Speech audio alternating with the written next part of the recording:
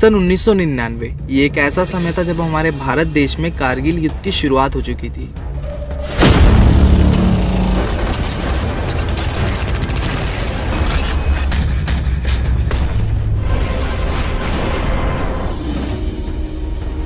उस समय पाकिस्तान के कुछ घुसपैठियों ने मौका देखकर जम्मू कश्मीर के कुछ हिस्से पर अपना कब्जा कर लिया था। पाकिस्तान को यहाँ से खदेड़ने के लिए हमारे वीर जवानों ने अपनी जी जान लगा दी थी, जिसमें वो सफल भी हुए थे। लेकिन गाइस इस युद्ध में हमारे काफी जवान शहीद भी हो गए थे और उन्हीं में से हम बात करने जा रहे हैं वीर चक्र से सम्मानित कैप्टन हनीफुद्दीन के बारे में, जिन्होंने अपने साथियों की जान बचाने के लिए अपना बलिदान दे दिया और मात्र 25 साल की उम्र में वो शहीद हो गए। तो गाइस चलिए जानते हैं आज की इस वीडियो में शहीद कैप्टन हनीफुद्दीन के जीवन के बारे में कि आखिर कैसे उन्होंने सिंगिंग को छोड़कर भारतीय सेना को ज्वाइन किया और कैसे कारगिल युद्ध के शुरुआती दिनों में अपने साहस का परिचय दिया।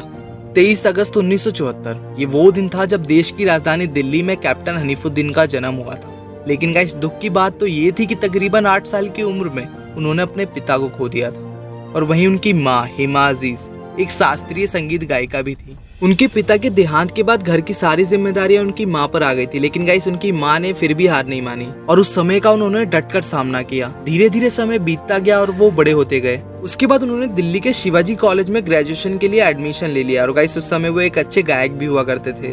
अपनी ग्रेजुएशन कंप्लीट करने के बाद हनीफुद्दीन ने किसी भी नौकरी पर ध्यान नहीं दिया, सिर्फ भारतीय सेना में भर्ती की तैयारी में जुट गए। उन्होंने खूब मेहनत करी और एक अच्छे ऑफिसर बनने में कामयाब भी हो गए।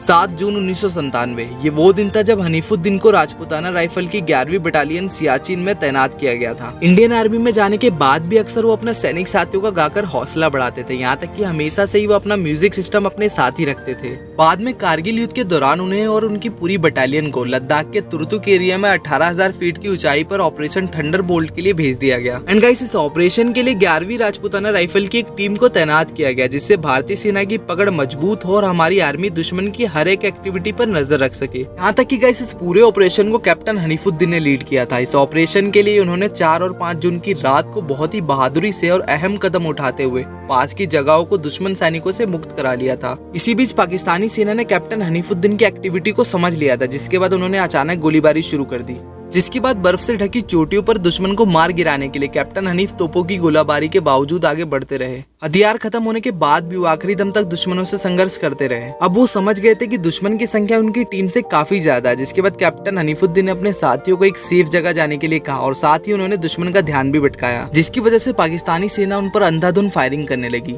इसी वजह से कैप्टन हनीफुद्दीन अपना सबसे बड़ा बलिदान देते हुए वीर गति को प्राप्त हुए। लेकिन गाइस वे अपने बाकी साथियों की जान बचाने में कामयाब भी रहे।